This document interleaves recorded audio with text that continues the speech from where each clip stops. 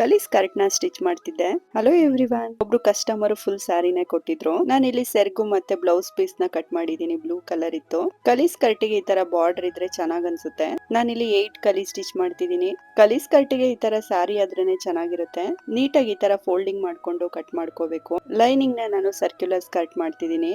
180 degree circular skirt ಇದು. ಸ್ಕರ್ಟಿಗೆಲ್ಲ cut ಮಾಡ್ಬೇಕು ಅಂದ್ರೆ ಇಡೀ ರೂಮೇ ಬೇಕಾಗುತ್ತೆ, ಸ್ಪೇಸೇ ಸಾಲಲ್ಲ. ಬ್ಲೌಸ್ ನ ನಾನು ಪ್ರಿನ್ಸೆಸ್ ಕಟ್ ಸ್ಟಿಚ್ ಮಾಡ್ತಿದೀನಿ. ಬ್ಲೌಸ್ ಮತ್ತೆ ಸೆರಗ್ ಪೀಸು ಎರಡು ಕೂಡ ಬ್ಲೂ ಅಲ್ಲೇ ಇತ್ತು. ನಾನ್ ಬ್ಲೌಸ್ ಪೀಸ್ ಅಲ್ಲೇ ಸ್ಟಿಚ್ ಮಾಡ್ತಿದೀನಿ. ಫ್ಯಾಬ್ರಿಕ್ ಈ ತರ ನೀಟಾಗಿ ಅಲೈನ್ ಮಾಡ್ಕೊಂಡು ಕಟ್ ಮಾಡ್ಕೋಬೇಕು. ಈ ತರ ಪಿನ್ ಮಾಡಿ ಕಟ್ ಮಾಡೋದ್ರಿಂದ ಫ್ಯಾಬ್ರಿಕ್ ಮೂವ್ ಆಗಲ್ಲ, ಇಲ್ಲ ಕಟ್ಟಿಂಗ್ ಪರ್ಫೆಕ್ಟ್ ಆಗಿ ಬರಲ್ಲ. ನೆಕ್ ನ ನಾನು ಇಂಟರ್ ಔಟ್ ಮೆಥಡ್ ಮಾಡ್ತಿದೀನಿ. ಕ್ಯಾನ್ವಾಸ್ ಆದ್ರೆ ಈ ತರ ಫಸ್ಟೇ ಕಟ್ ಮಾಡ್ಕೋಬಾರ್ದು. ಇದು ಕಲರ್ ಕಾಂಬಿನೇಷನ್ ಚೆನ್ನಾಗಿತ್ತು. ಸ್ಟಿಚಿಂಗ್ ಗೆ ಹೋಗಿಂತ ಫಸ್ಟೇ ನಾನು ನೀಟಾಗಿ ಅಲೈನ್ ಮಾಡಿ ಇಟ್ಕೊಂತೀನಿ. ಸ್ಟಿಚ್ ಮಾಡ್ಬೇಕಾದ್ರೆ ಈಸಿ ಆಗುತ್ತೆ. ಬ್ಯಾಕ್ ನೆಕ್ ಡೀಪ್ ಇಟ್ಟಿದೀನಿ. ಕಲಿ ಸ್ಕರ್ಟ್ ಅಂತೂ ಎಲ್ಲ ಜಾಯಿನ್ ಮಾಡೋದಕ್ಕೆ ತುಂಬಾ ಟೈಮ್ ಬೇಕು. ಲೆಂತಿ ವಿಡಿಯೋ ಬೇಕು ಅಂದ್ರೆ ಕಮೆಂಟ್ ಮಾಡಿ. Thank you for watching. Bye.